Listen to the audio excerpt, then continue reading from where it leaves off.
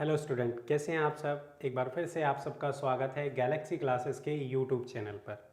आज जो हम टॉपिक पढ़ने वाले हैं आगाज़ 2024 के इस बैच में, वो टॉपिक है हमारा शेयर मार्केट। या अगर हम कल की क्लास को थोड़ा रिकॉल करें तो कल हमने एक टॉपिक स्टार्ट किया था जिसका नाम था फाइनेंस मार्केट। फाइनेंस मार्केट जिसे हमने दो पार्ट्स में डिवाइड किया था। नंबर वन जिसे हमने मनी मार्केट का नाम दिया था और दूसरा जिसे हमने कैपिटल मार्केट का नाम दिया था। तो जो कैपिटल मार्केट होता है उसी को हम शेयर मार्केट के नाम से डिफाइन करते हैं, उसी को हम शेयर बाजार कहते हैं। और आज हम उसी के बारे में डिस्कस करने वाले हैं, शेयर मार्केट के बारे में डिस्कस करने वाले हैं। क्या है शेयर मार्केट और उससे जुड़े हुए जो भी इंपॉर्टेंट टर्म्स हैं उन्हें आज हम डिस्कस करने वाले हैं।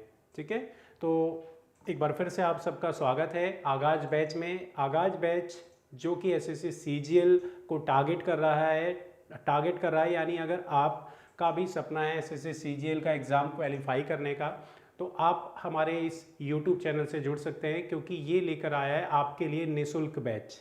निःशुल्क बैच, इसमें हम सभी सब्जेक्ट पढ़ने वाले हैं। ऑल सब्जेक्ट आपको यहाँ पे पढ़ाए जाएंगे और इन ऑल सब्जेक्ट में अभी मैं राहुल कुमार आपको पढ़ा रहा हूँ इकोनॉमिक्स, और इकोनॉमिक्स की आज है क्लास नंबर 10, 10वीं क्लास, जिसमें हम बात करने वाले हैं शेयर मार्केट के बारे में। क्या होता है शेयर मार्केट और क्या है इनके इम्पॉर्टेंट टर्म्स जिनसे रिलेटेड आपके एग्ज़ाम में क्वेश्चंस पूछे जाते हैं। तो उन क्वेश्चंस को हम समझने वाले हैं, जो भी शेयर मार्केट से रिलेटेड इम्पॉर्टेंट टर्म्स हैं उनको समझने वाले हैं। तो बेसिकली क्या है हमारे इम्पोर्टेंट टर्म्स, उसे हम लोग समझने वाले हैं शेयर मार्केट से रिलेटेड। और अब हम करते हैं हमारी क्लास को स्टार्ट। आप अपने उन फ्रेंड्स, अपने दोस्तों को भी इसके बारे में ज़रूर बताइएगा, इस सेशन को उनके साथ ज़रूर शेयर कीजिएगा ताकि उन्हें भी इनका लाभ मिल सके। इसके साथ साथ मैं एक बार फिर से आपको रिमाइंड कर दे रहा हूँ कि अगर आपने एसएससी जीडी का फॉर्म भरा हुआ है तो आपके लिए ये सेशन बहुत इंपॉर्टेंट रहने वाला है। सिर्फ एसएससी ही नहीं, बल्कि अगर आप कोई भी वनडे एग्ज़ाम फेस करने वाले हैं, कोई भी वनडे एग्ज़ाम देते हैं, तो उसके लिए ये बैच बहुत इंपॉर्टेंट रहने वाला है। ठीक है, तो आप सभी अटेंड करें, चाहे आप किसी भी वनडे एग्ज़ाम की तैयारी कर रहे हो।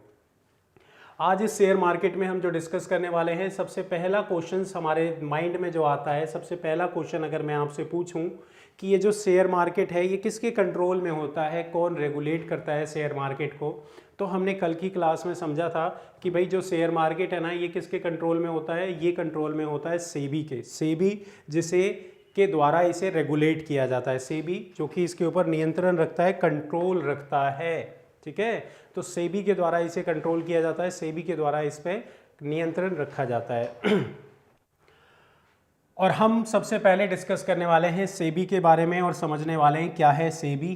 तो सबसे पहले हम सेबी का पूरा नाम देखने वाले हैं, और सेबी जिसकी फुल फॉर्म, जिसका पूरा नाम, सेबी जिसकी फुल फॉर्म, जिसका पूरा नाम क्या है, उसे हम सबसे पहले समझेंगे। ठीक है भाई, तो सेबी जिसकी फुल फॉर्म है securities and exchange board of India, board of India.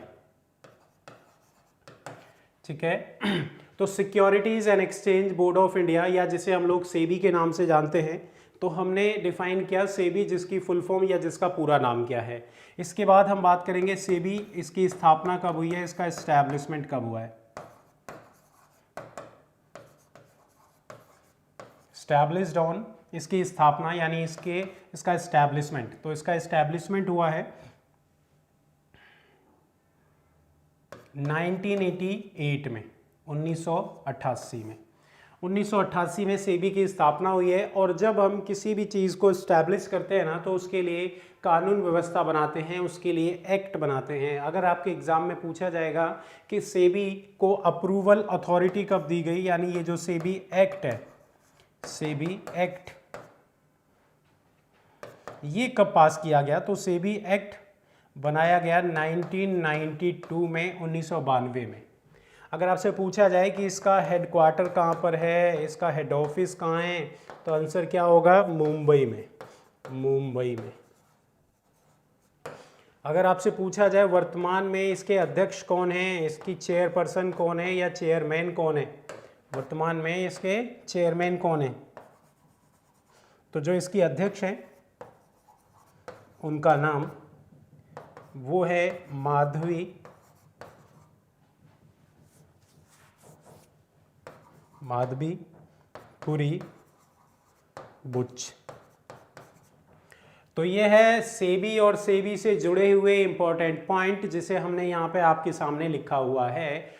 अब अगर हम बात करें कि सेबी का फुल फॉर्म क्या है, तो securities and exchange board of India. अगर वो आपसे पूछता है सेबी की स्थापना कब हुई है, तो आपका आंसर होगा 1988 में। अगर वो पूछता है सेबी का कानून कब पास किया गया, सेबी एक्ट कब बनाया गया, तो वो 1992 में बनाया गया। सेबी जिसका हेड ऑफिस कहाँ है, मुंबई में, और सेबी जिसकी वर्तमान में अध्यक्ष कौन है, माधवीपुरी बुच, ये वर्तमान में इसकी अध्यक्ष हैं। तो ये है सेबी और सेबी से जुड़े हुए इंपॉर्टेंट फैक्ट। अब हम बात करने वाले हैं क्या सेबी केवल शेयर मार्केट को कंट्रोल करता है, या शेयर मार्केट के अलावा और भी इसके कुछ ऑल्टरनेट अथॉरिटीज जिनके ऊपर ये रेगुलेशन या कंट्रोल करता है। तो हम बात करने वाले हैं सेबी के फंक्शंस की, सेबी के कार्य की। तो हम सेबी के फंक्शंस की अगर बात करते हैं, सेबी के कार्य की बात करते हैं, तो क्या है सेबी के फंक्शंस जिसे हम यहाँ पे देखने वाले हैं। फंक्शन या जिसे हम लोग बोलते हैं सेबी के कार्य।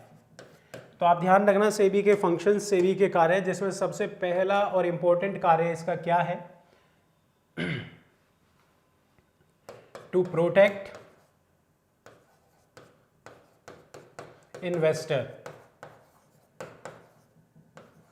तो भाई जो इन्वेस्टर्स होते हैं ना, उसको सुरक्षा देना इसका मेन काम है। जितने भी इन्वेस्टर होते हैं, जितने भी निवेशक होते हैं, उनकी सुरक्षा करना इसका मेन काम है। हिंदी में अगर हम बात करें तो इसे क्या बोला जाएगा, निवेशकों की सुरक्षा।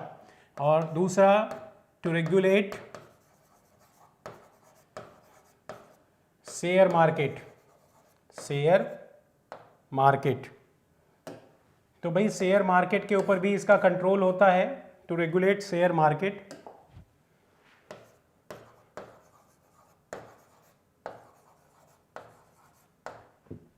And to regulate commodity market,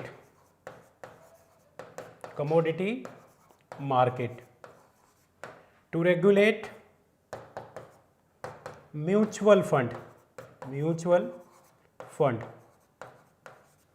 तो इस प्रकार से ये इसके फंक्शंस हैं। भारत में, हमारे इंडिया में जो म्यूचुअल फंड है वो इसके कंट्रोल में रहता है।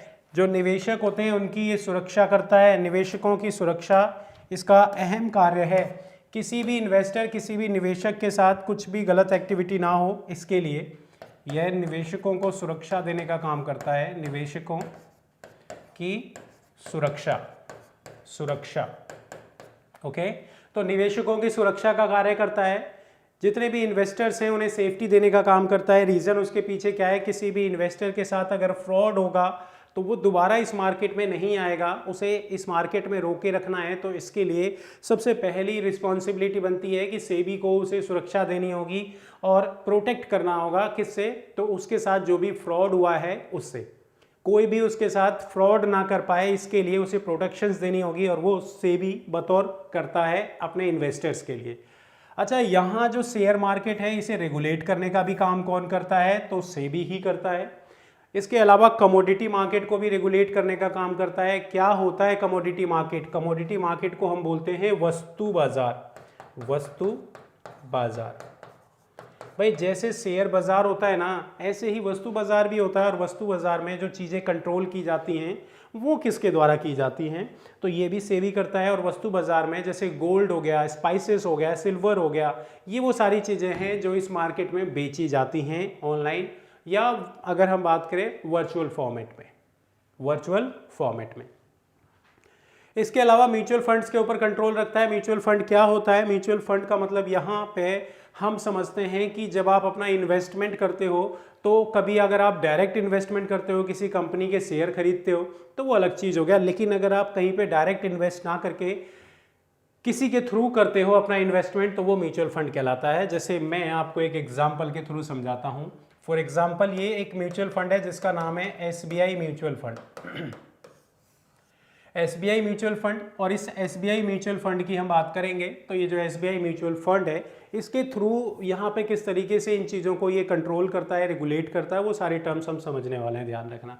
अब SBI म्यूचुअल फंड ने क्या किया, एक म्यूचुअल फंड एजेंसी बनाई और इसमें इसने कुछ एक्सपर्ट्स को हायर कर लिया। यानी इसने 5 एक्सपर्ट्स को हायर किया, और अब ये SBI म्यूचुअल फंड जो है पब्लिक को कहता है कि भाई आप ना मेरे को पैसे दो, मैं आपके पैसे को सही जगह इन्वेस्ट करूंगा। अब मैं SBI के ऊपर बिलीव करता हूं, तो मैंने SBI के साथ SIP किया और मैं मंथली बेसिस पे म्यूचुअल फंड में इन्वेस्टमेंट कर रहा हूं। यही सारे पैसे ये इनको दे देता है मार्केट में इन्वेस्ट करने के लिए।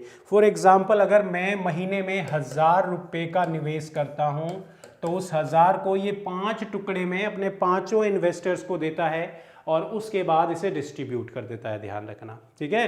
तो इस प्रकार से आप यहाँ पे समझना क्या है, ये क्या टर्म्स हैं वो जो हम यहाँ पे समझने वाले हैं। ठीक है भाई, आई थिंक यहाँ तक आपको चीज़ें क्लियर हो गई होंगी। किसी को कोई डाउट होगा तो आप मुझे बता सकते हैं, ठीक है। तो आई थिंक यहाँ तक चीज़ें क्लियर होंगी। मैंने आपको बताया कि शेयर मार्केट के ऊपर कंट्रोल किसका होता है, सेबी का। फिर मैंने आपको बताया सेबी क्या है, फिर मैंने बताया सेबी क्या करता है। सेबी है क्या, सेबी के फंक्शंस क्या हैं, सेबी का काम क्या है, सेबी आया कहाँ से, किसने बनाया और कब बनाया, कब इसे अथॉरिटी दी गई, कौन इसका हेड है। भाई आपके लिए क्या इंपॉर्टेंट है, सबसे पहला इंपॉर्टेंट पॉइंट है इसमें कि सेबी की वर्तमान में जो भी चेयरमैन होगी उसका नाम याद रखना होगा। आपसे ये भी पूछा जा चुका है और ये भी पूछा जा चुका है। SSC CGL में सेबी की फुल फॉर्म पूछी जा चुकी है, सेबी का एस्टैब्लिशमेंट ईयर पूछा जा चुका है, सेबी की वर्तमान अध्यक्ष का नाम पूछा जा चुका है। इसके अलावा आपसे पूछा जा चुका है कि भाई जो म्यूचुअल फंड है उसके ऊपर किसका नियंत्रण होता है, म्यूचुअल फंड है उसके ऊपर किसका नियंत्रण होता है, तो क्या आंसर होगा, सेबी का। आपसे ये भी पूछा जा चुका है कि भाई जो शेयर मार्केट है वो किसके कंट्रोल में होता है, तो शेयर मार्केट किसके कंट्रोल में होता है, सेबी के कंट्रोल में होता है। तो आई थिंक यहाँ तक चीज़ें अगर आपको समझ में आ गई होगी तो फटाफट से इसे नोट डाउन कर लो और आप बताओ यहाँ तक कोई डाउट है तो आप वो भी साथ के साथ पूछ लीजिएगा। अब इसके बाद हम आगे बढ़ते हैं। मैं इसे इरेज करने वाला हूँ। हमने ये तो देख लिया कि शेयर मार्केट के ऊपर कंट्रोल किसका होता है, तो सेबी का कंट्रोल होता है। अब हम ये समझने वाले हैं कि शेयर मार्केट कितने प्रकार के होते हैं, कितने टाइप्स के होते हैं। तो ये जो शेयर मार्केट है ये 2 टाइप्स के होते हैं, 2 प्रकार के होते हैं। पहला टाइप जिसे हम क्या नाम दे देते हैं, प्राइमरी मार्केट, और दूसरा टाइप जिसे हम क्या नाम दे देते हैं, सेकेंडरी मार्केट। एक है प्राइमरी मार्केट प्राथमिक बाजार और एक है सेकेंडरी मार्केट द्वितीयक बाजार, ठीक है। अगर हम बात करें तो ध्यान रखना इसे बोला जाएगा प्राथमिक बाजार,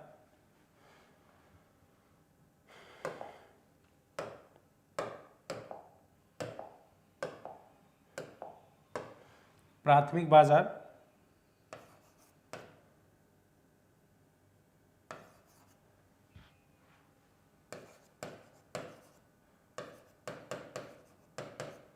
और इसको बोला जाएगा द्वितीयक बाजार।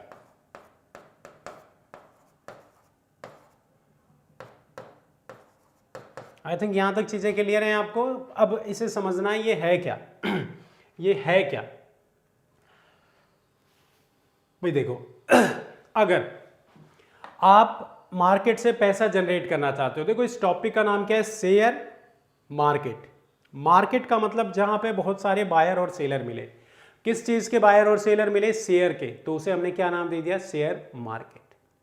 जब कोई भी कंपनी मार्केट से पैसा जनरेट करना चाहती है तो उसके लिए उसे अपनी कंपनी के शेयर बेचने पड़ेंगे, और जब कोई भी कंपनी अपनी कंपनी के शेयर को पहली बार बेचती है तो उसे शेयर मार्केट में, प्राइमरी मार्केट में अपने शेयर्स बेचने पड़ते हैं, प्राथमिक बाजार में अपने शेयर्स बेचने पड़ते हैं। तो आप ध्यान रखना ये जो प्राइमरी मार्केट है इसमें हमेशा कैसे शेयर बिकेंगे, फ्रेश शेयर बिकेंगे। फॉर एग्जाम्पल मैं आपको एक एग्जाम्पल बताऊं कि जैसे कि मैं एक कंपनी का नाम बताता हूं जिसका नाम है पेटीएम, मैं एक और कंपनी का नाम बताता हूं जोमेटो, LIC। तो ये कुछ कंपनियां हैं जिन्होंने अपनी कंपनी के शेयर्स इशू किए या शेयर्स बेचे। अब पेटीएम जिसने अपनी कंपनी के शेयर पहली बार बेचे, पेटीएम जिसने अपनी कंपनी के शेयर पहली बार बेचे, तो जब भी कोई कंपनी अपने शेयर को पहली बार बेचेगी तो उसे एक मार्केट की जरूरत होगी और उस मार्केट को नाम दिया जाएगा प्राथमिक बाजार या प्राइमरी मार्केट। तो अगर मैं इस प्राइमरी मार्केट की डेफिनेशन लिखूं तो क्या लिखूंगा ये समझना, when a company issue his share first time, जब कोई भी कंपनी अपने शेयर को पहली बार बेचती है, जब कोई कंपनी अपने शेयर पहली बार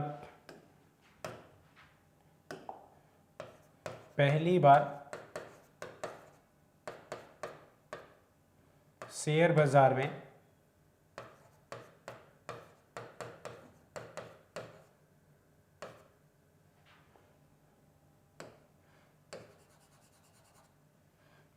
शेयर बाजार में बेचती है,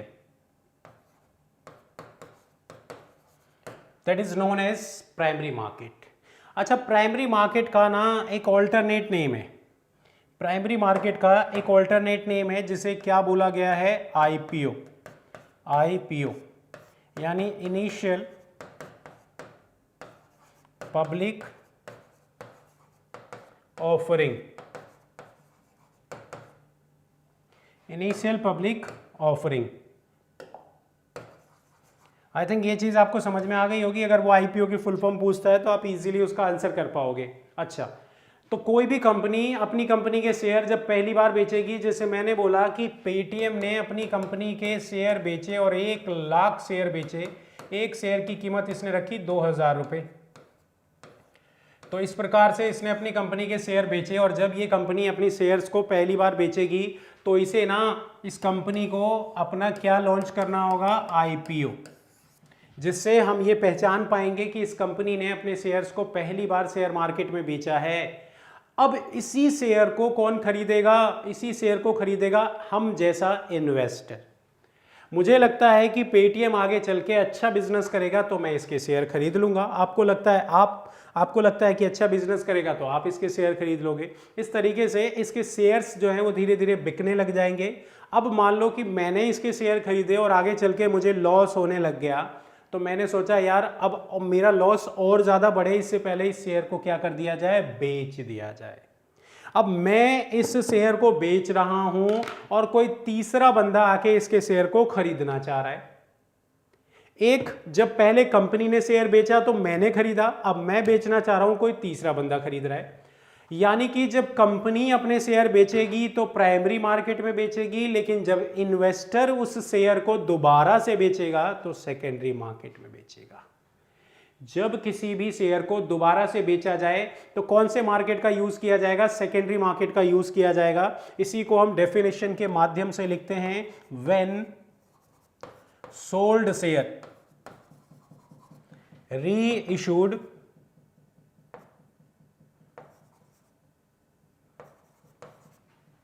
बाय इन्वेस्टर। जब बिके हुए शेयर दोबारा से निवेशकों के द्वारा बेचे जाएंगे, हिंदी समझ लो, जब बिके हुए शेयर दोबारा से निवेशकों के द्वारा बेचे जाएंगे तो उसी को हम क्या नाम दे देते हैं, उसी को सेकेंडरी मार्केट या द्वितीयक बाजार के नाम से जानते हैं। अगर हम बात करें तो इस सेकेंडरी मार्केट का ऑल्टरनेट नेम क्या है, एफपीओ, और इसकी फुल फॉर्म है फॉलो ऑन पब्लिक ऑफर।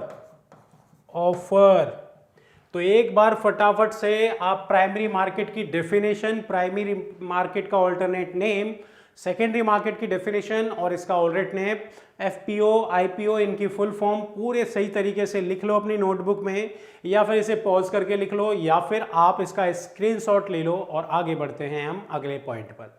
तो आई थिंक यहाँ तक आपको चीज़ें समझ में आ गई होंगी, यहाँ तक चीज़ें क्लियर होंगी। कोई भी कंपनी जब अपने शेयर्स को पहली बार बेचेगी तो प्राइमरी मार्केट का यूज़ करेगी, और जब दूसरी बार बेचेगी उसी शेयर को तो वो इन्वेस्टर बेचेगा, और वो कौन सी मार्केट का यूज़ करेगा, तो उस मार्केट को हम क्या नाम देंगे भाई, उस मार्केट को हम नाम देंगे और वो नाम होगा सेकेंडरी मार्केट। चलें भाई, अब आगे बढ़ते हैं। अब हम इन तीन टर्म्स के बारे में समझते हैं, ये तीन टर्म्स होता क्या है। तो सबसे पहले आपने देखा यहाँ पे क्या लिखा हुआ है उसने, सबसे पहले यहाँ पे उसने लिखा हुआ है डीमेट अकाउंट। तो भाई ये क्या है, इसका मतलब है ये है डीमेट अकाउंट, ठीक है भाई।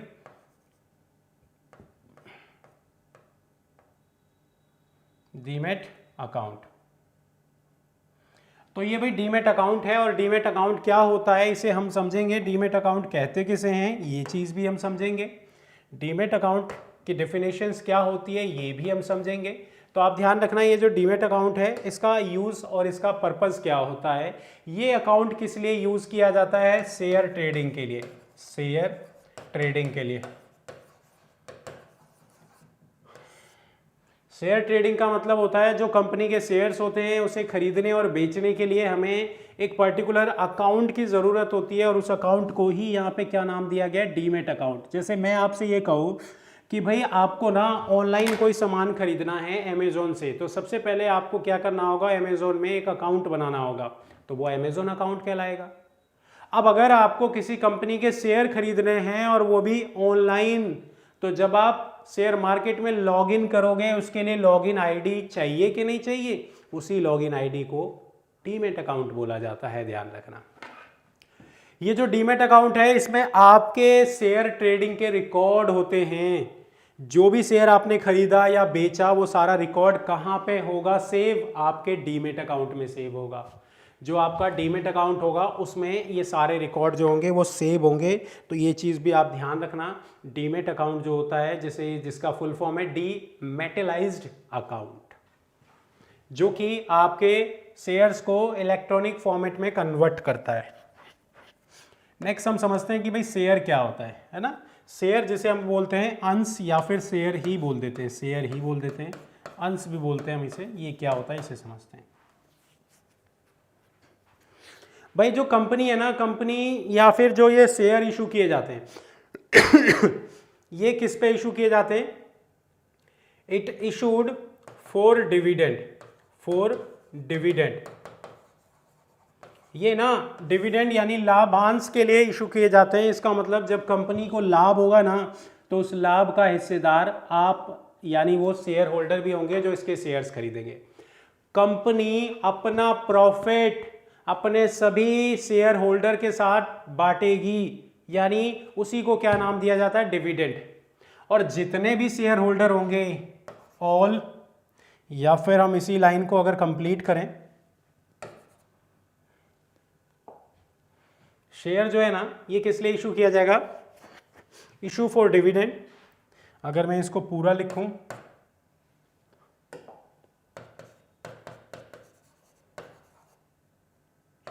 issued for dividend and all shareholder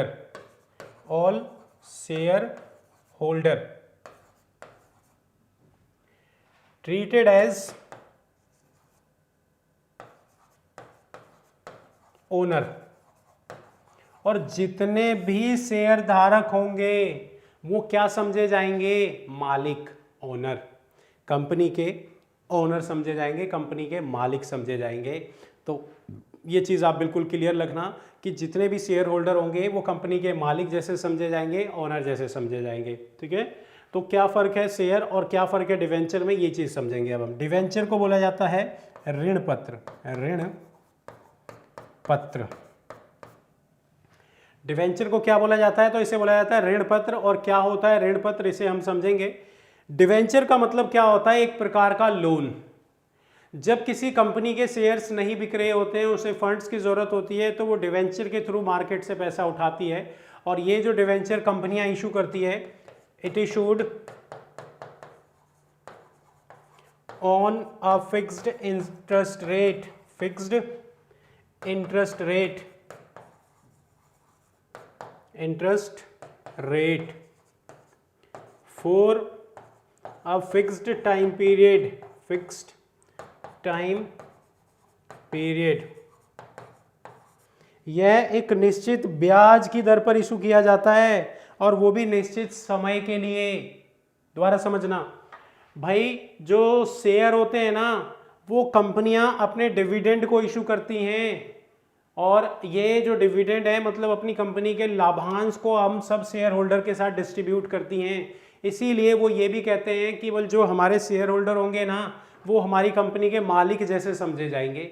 अच्छा, डिवेंचर का मतलब क्या होता है? Debenture is a type of loan. ये एक प्रकार का लोन होता है, ध्यान रखना, ऋण होता है, ऋण। और ये जो डिवेंचर इशू करेगा, कोई भी जो कंपनी इशू करेगी, वो एक फिक्स इंटरेस्ट रेट पहले से डिसाइड करेगी और फिर एक फिक्स टाइम पीरियड डिसाइड करेगी, तब इशू करेगी। इसमें तो है ना, ये चीज़ें तो आपको ऐसी वर्बली याद रहने वाली चीज़ें, ध्यान रखना, ये चीज़ें तो वैसे ही आपको याद रहेंगी। तो हटाएं भी इसको या इसका स्क्रीनशॉट ले लो, अगला समझते हैं।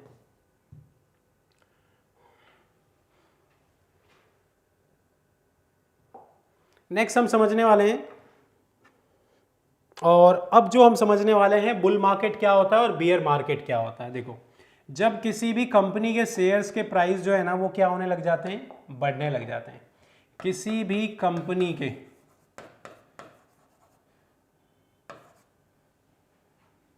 जो शेयर प्राइस है ना, वो क्या होने लग जाते हैं, इंक्रीज होने लग जाते हैं, इंक्रीज।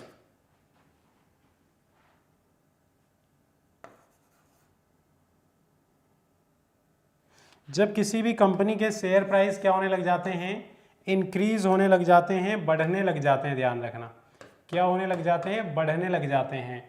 और यदि भविष्य में भी कंपनी के शेयर प्राइस क्या होने लगते हैं, बढ़ने लगते हैं, तो ऐसी कंपनियों को बुलिश कंपनी बोला जाता है या बुल मार्केट में कंसीडर किया जाता है। बुल मार्केट यानी कि बुल बाजार, इसे हिंदी में हम बोलेंगे बुल बाजार, बुल बाजार। ये एक ऐसा बाजार होता है जो किसका सिंबल होता है, तेजी का सिंबल होता है। ये बियर बाजार, ये एक ऐसा बाजार होता है जो मंदी का सिंबल होता है। दैट मीन्स यहां पर जो कंपनी है ना, कंपनी, इसके जो शेयर के प्राइस हैं वो क्या हो रहे होंगे, वो कम हो रहे होंगे लगातार। जब किसी कंपनी के शेयर के प्राइस क्या हो रहे होते हैं, बढ़ रहे होते हैं या लगातार बढ़ रहे होते हैं, तो ऐसी कंपनी को बुलिश कंपनी या बुल मार्केट बोला जाता है। और जब किसी कंपनी के शेयर के प्राइस डाउन में जा रहे होते हैं, कम हो रहे होते हैं, तो ऐसी कंपनी को बियर मार्केट बोला जाता है। भाई जैसे मैंने बोला, एक कंपनी है, आज जब वो कंपनी ओपन हुई उसके एक शेयर के प्राइस थे 20 रुपये। अब जब ये मार्केट बंद हुआ तो उसके शेयर के प्राइस थे 35 रुपये। फिर अगले दिन जब मार्केट ओपन हुआ, 35 से ओपन हुआ और वो शाम तक पहुंचा 50, अगले दिन पहुंचा 60, अगले दिन पहुंचा 70। तो जब किसी के शेयर के प्राइस ना बढ़ रहे होते हैं तो उसे बुल मार्केट बोला जाता है, बुल मार्केट में कंसीडर किया जाता है। और यदि किसी कंपनी के शेयर मान लो पहले 60 थे, अगले दिन कितने हो गए, 50, फिर 40, फिर 30, तो आप समझना उसे किस में कंसीडर करेंगे, बियर मार्केट में। तो ये डिफरेंस है, ये फर्क है बुल मार्केट और बियर मार्केट के बीच में।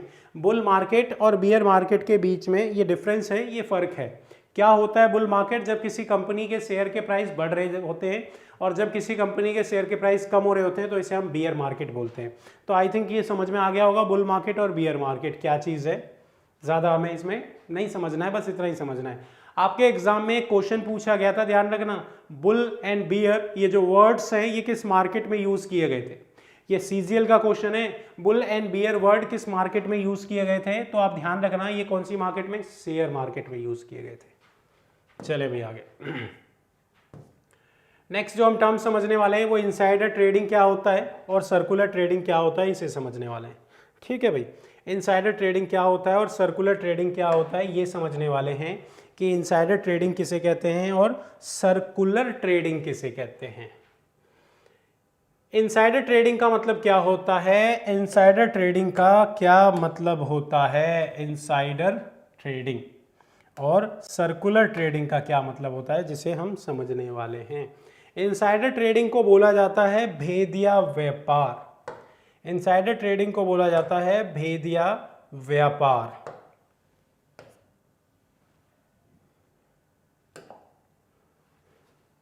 एक मिनट, इनसाइडर ट्रेडिंग यानी भेदिया व्यापार। चलिए भाई,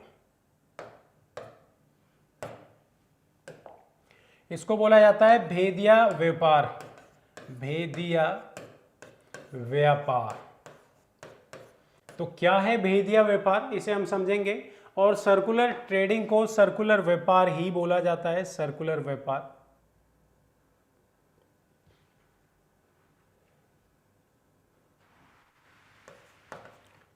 सर्कुलर व्यापार, तो ये नाम है इनके। अब देखो इनसाइडर ट्रेडिंग का मतलब क्या हुआ, जब कोई भी कंपनी ना अपनी कंपनी की इंफॉर्मेशंस या कंपनी का कोई एम्प्लॉय, देखो इनसाइडर का मतलब वैसे ही समझ में आ रहा है और हिंदी में मैंने लिख दिया तो और समझ में आ रहा होगा। भेद का मतलब जब कोई भी अपने सीक्रेट किसी दूसरे के साथ शेयर कर दे तो उसे हम बोलेंगे इनसाइडर ट्रेडिंग। फॉर एग्जांपल एक कंपनी है, मैं ना इसे एक एग्जांपल से समझाता हूँ। एक कंपनी है और ये जो कंपनी है ना, बेसिकली इस कंपनी की मार्केट में ना बहुत ज़्यादा वैल्यू है, एक ब्रांड है ये, यूँ समझो। और एक और कंपनी है, ये एक लोकल ब्रांड है, इसकी ना ज़्यादा वैल्यू नहीं है, डिमांड नहीं है। दोनों का बिजनेस सेम है, लेकिन ये चल रहा है घाटे में, ये चल रहा है बढ़िया प्रॉफिट में। इसके एक शेयर की कीमत 100 रुपये है, इसके एक शेयर की कीमत 10 रुपये है। आने वाले टाइम में ये जो छोटी कंपनी है ना, इसको ये बड़ी कंपनी टेक ओवर करना चाहता है, इसको खरीदना चाहता है। अब जब ये छोटी कंपनी को टेक ओवर करेगा तो जैसे ही इस छोटी कंपनी के पास इस बड़ी कंपनी की ब्रांड वैल्यू आएगी, इसके शेयर के प्राइस धीरे धीरे तेजी से बढ़ने लगेंगे। लेकिन जब ये कंपनी अपने शेयर्स या अपनी कंपनी का मालिकाना हक या अपनी कंपनी को इस बड़ी कंपनी को बेचेगा, अगर इसकी इंफॉर्मेशन मार्केट में आने से पहले इसका इंफॉर्मेशन किसी को पता चल जाए, जैसे कि सपोज करो कि इसी कंपनी का कोई एम्प्लॉय इस कंपनी की इंफॉर्मेशन को, यानी ये इंफॉर्मेशन कि ये छोटी लोकल कंपनी किसी बड़ी कंपनी के साथ मर्ज होने वाली है, ये इंफॉर्मेशन किसी को बेच दे, तो वो इसका फायदा उठा सकता है 10 रुपए पे उसके शेयर खरीद कर। जब उसकी डिमांड बढ़ने लग जाएगी तो ज्यादा कीमतों पर उसे वो बेच सकता है। तो समझ में आया इनसाइडर ट्रेडिंग का क्या मतलब है। इनसाइडर ट्रेडिंग का मतलब ध्यान रखना, यहां पे जब कोई भी अपनी कंपनी की इंफॉर्मेशन को, इंटरनल इंफॉर्मेशन को किसी दूसरे के साथ शेयर कर देता है। When a company employ or shareholder, when a company employ or owner share his important information, कोई भी कंपनी का मालिक या कर्मचारी यदि अपनी इंपॉर्टेंट इंफॉर्मेशन को किसी दूसरे के साथ शेयर कर देता है, important information share for own benefit, तो उसी को हम लोग क्या नाम दे देते हैं, उसी को हम लोग नाम देते हैं और वो कहलाता है इनसाइडर ट्रेडिंग। यदि सेबी को इन सब चीजों का पता चल जाए तो सेबी इसको छोड़ने वाला नहीं है। जो ये इंफॉर्मेशन लीक करेगा उसे पनिशमेंट मिलेगी, जो भी उसकी सजा मुकर्रर की जाएगी वो वहां पे उसे दी जाएगी, जो जुर्माना, फाइन, पेनल्टी, ठीक है, जो भी उसमें टर्म्स कंडीशंस होंगे उस तरीके से उसे पनिशमेंट मिलेगी, ध्यान रखना।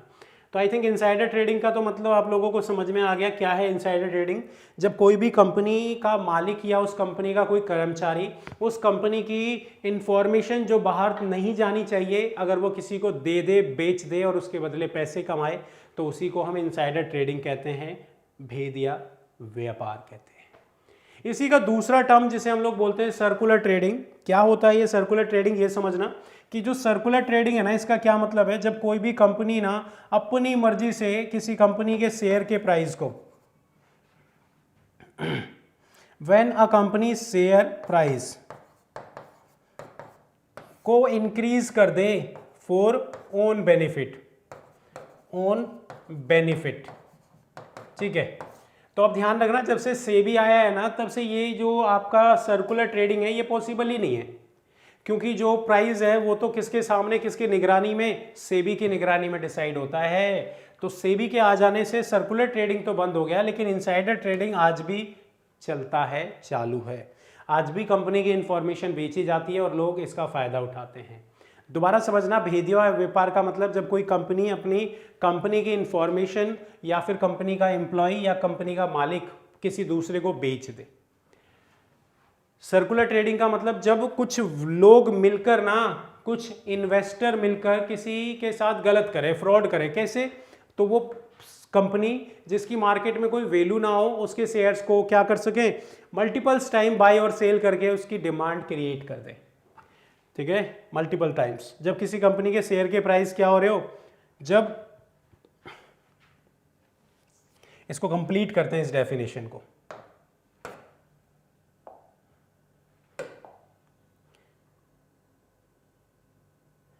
when some investor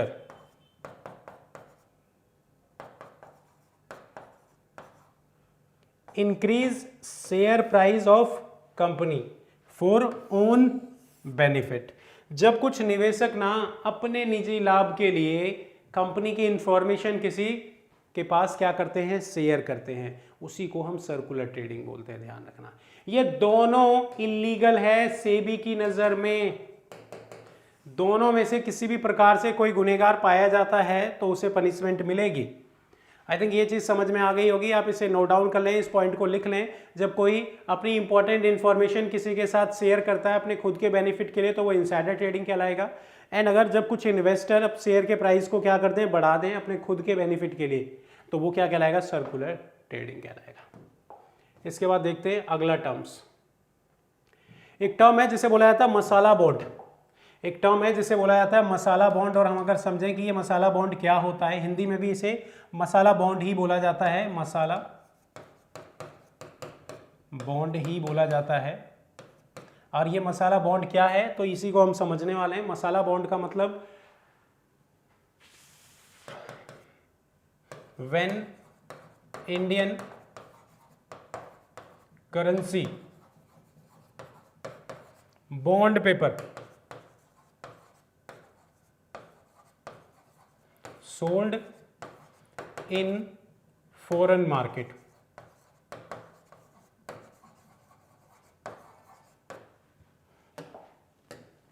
भाई जब भारतीय मुद्रा के बॉन्ड पेपर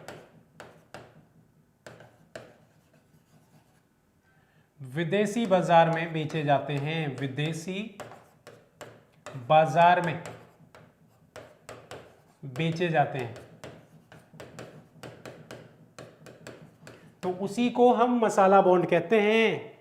भाई मान लो कि हमारी गवर्नमेंट जो है ना किसी दूसरी कंट्री से फॉरेन करेंसी जनरेट करने के लिए अपने बॉन्ड पेपर को बेचेगी और वो भी इंडियन करेंसी में, तो उस बॉन्ड पेपर को ही हम क्या नाम दे देंगे, मसाला बॉन्ड। ठीक है, इंडियन करेंसी का बॉन्ड पेपर जब फॉरेन में बेचा जाएगा गवर्नमेंट के थ्रू तो वो मसाला बॉन्ड कहलाता है। अंडर राइटर क्या होता है, when bank help to sold primary market share,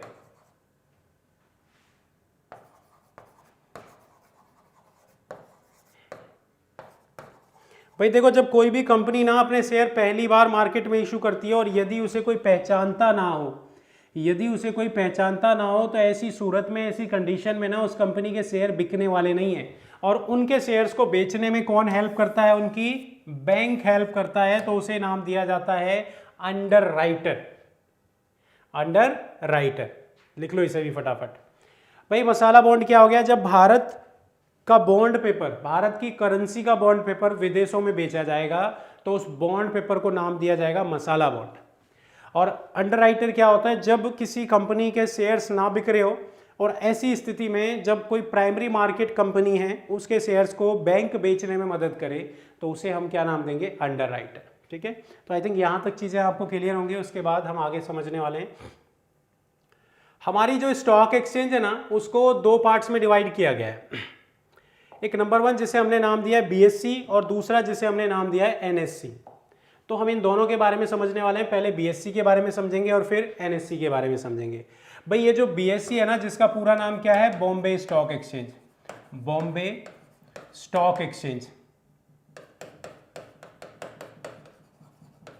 और ये जो बॉम्बे स्टॉक एक्सचेंज है ना इसका एस्टैब्लिशमेंट यानी इसकी स्थापना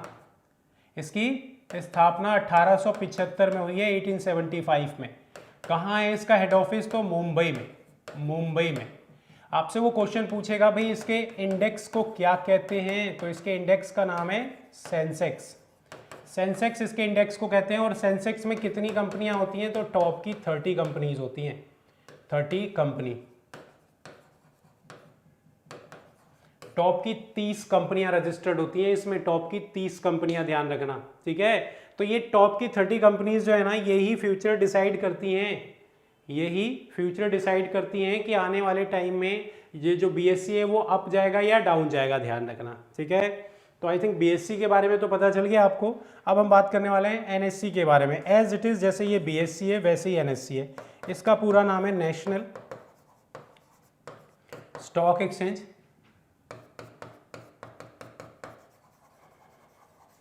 और ये जो नेशनल स्टॉक एक्सचेंज है, इसका एस्टैब्लिशमेंट, इसकी स्थापना 1992 में हुई है, 1992 में हुई है, 1992 में हुई है। और इसका भी हेड ऑफिस कहाँ है, तो मुंबई में, मुंबई में। इसके इंडेक्स को क्या कहते हैं, तो उसका नाम है निफ्टी, निफ्टी।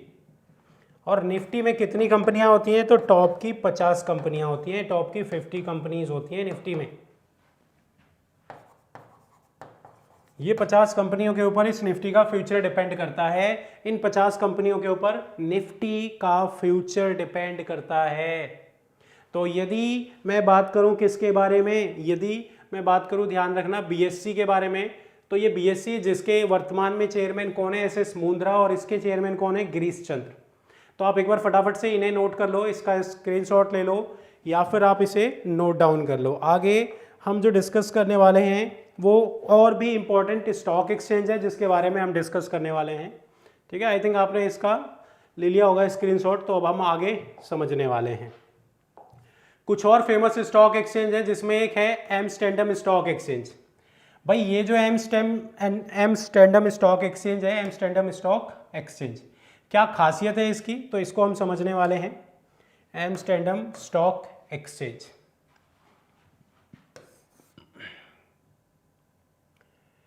ये है, इसका जो एस्टैब्लिशमेंट है, इसकी जो स्थापना है, इसका जो एस्टैब्लिशमेंट है, ये 1602 में हुई है, 1602 में।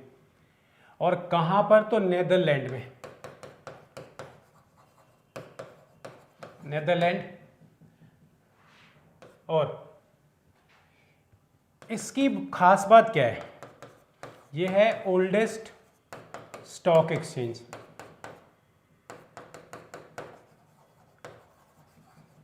In world. तो आप समझ रहे ना कि भाई वर्ल्ड का जो सबसे पुराना स्टॉक एक्सचेंज है, वर्ल्ड का जो सबसे पुराना स्टॉक एक्सचेंज है उसका नाम है एम्स्टर्डम स्टॉक एक्सचेंज, जिसका एस्टैब्लिशमेंट 1602 में नीदरलैंड के एम्स्टर्डम में किया गया। ये सबसे पुराना है। अगर मैं एशिया की बात करता हूं तो एशिया में जो सबसे पुराना स्टॉक एक्सचेंज है उसका नाम क्या है, एशिया में जो सबसे पुराना स्टॉक एक्सचेंज है वो स्टॉक एक्सचेंज हम अगर बात करें किस नाम से जाना जाता है, मुंबई या बॉम्बे स्टॉक एक्सचेंज के नाम से, बॉम्बे स्टॉक एक्सचेंज। अच्छा, ये न्यूयॉर्क स्टॉक एक्सचेंज क्या है फिर, ये न्यूयॉर्क स्टॉक एक्सचेंज की क्या खासियत है, तो ये भी समझ लो। इसका जो एस्टैब्लिशमेंट है ना, ये 1792 में, 1792 में हुआ है। और ये लार्जेस्ट स्टॉक एक्सचेंज है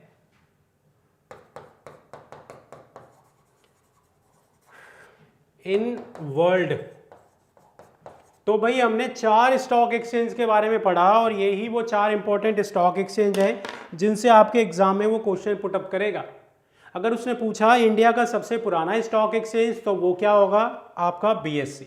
अगर वो पूछता है एशिया का सबसे पहला स्टॉक एक्सचेंज, उसका आंसर भी क्या होगा, बीएससी। अगर वो आपसे पूछता है वर्ल्ड का पहला स्टॉक एक्सचेंज तो आंसर क्या होगा, एम्स्टर्डम। अगर वो आपसे पूछता है सबसे अगर हम बात करें तो ध्यान रखना लार्जेस्ट स्टॉक एक्सचेंज, तो क्या होगा, न्यूयॉर्क स्टॉक एक्सचेंज। अगर मैं इनके इंडेक्स की बात करूं तो ध्यान रखना इसके इंडेक्स को क्या कहते हैं, एम्स्टर्डम स्टॉक एक्सचेंज है और इसके इंडेक्स का नाम क्या है,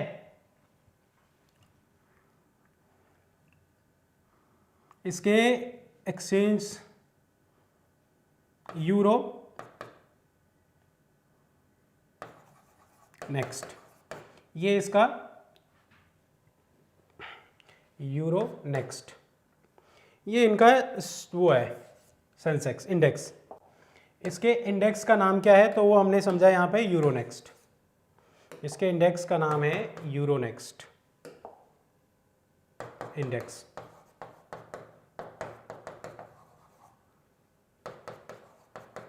लेकिन जब मैं इसके इंडेक्स की बात करूंगा तो इसके इंडेक्स का क्या नाम है, इसे हम समझते हैं, ध्यान रखना।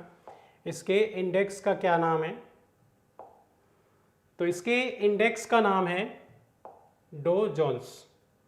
ये जो न्यूयॉर्क स्टॉक एक्सचेंज है ना, इसके इंडेक्स का क्या नाम है, तो इसके इंडेक्स का नाम है इंडेक्स डो जोन्स। ठीक है, तो ये लिख लेना है ना। एम्स्टर्डम स्टॉक एक्सचेंज है ये, एम्स्टर्डम स्टॉक एक्सचेंज। और ये क्या है, न्यूयॉर्क स्टॉक एक्सचेंज। यदि मैं एम्स्टर्डम स्टॉक एक्सचेंज की बात करूं तो ये सबसे पुराना स्टॉक एक्सचेंज है। यदि मैं न्यूयॉर्क स्टॉक एक्सचेंज की बात करूं तो सबसे बड़ा स्टॉक एक्सचेंज है। एम्स्टर्डम स्टॉक एक्सचेंज जो है वो सबसे पुराना है, नीदरलैंड में है, नीदरलैंड में एम्स्टर्डम के नाम से है ये। अब यहाँ पे इससे जुड़े हुए ये कुछ फैक्ट जो मैंने आपको बताया, ठीक है, तो आप देख लीजिएगा। ये जो हम डिस्कस कर रहे थे, ये टॉपिक था हमारा शेयर मार्केट, या फिर अगर हम बात करें फाइनेंस मार्केट का ही दूसरा पार्ट, जिसे हम कह सकते हैं कैपिटल मार्केट। और कैपिटल मार्केट जिसका ऑल्टरनेट नेम है शेयर मार्केट। तो शेयर मार्केट और उससे जुड़े हुए जो भी इंपॉर्टेंट टर्म्स हैं वो हमने आज के सेशन में डिस्कस किया है, जो आपके एग्जाम के पॉइंट ऑफ व्यू से है। आने वाले एग्जाम्स में शेयर मार्केट से जो क्वेश्चंस पूछे जाएंगे वो इन्हीं टर्म्स से पूछे जाएंगे। और अगर आप PYQ रिपीट करते हो, प्रीवियस ईयर क्वेश्चंस देखते हो, तो उनमें भी आपको इन्हीं टर्म्स से क्वेश्चंस मिलने वाले हैं। तो आज के सेशन में बस इतना ही था। हमारा ये जो टॉपिक है शेयर मार्केट वाला वो कंप्लीट हो गया है। नेक्स्ट सेशन हम जो डिस्कस करेंगे वो मंडे में डिस्कस करेंगे। तो आप मंडे मॉर्निंग में 9 AM जुड़ जाइएगा गैलेक्सी क्लासेस के यूट्यूब चैनल पर। और अगर अब तक आपने हमारे चैनल को सब्सक्राइब नहीं किया है तो जाने से पहले इसे सब्सक्राइब जरूर कर लीजिएगा। आज के लिए बस इतना ही था। आप सभी का जुड़े रहने के लिए धन्यवाद।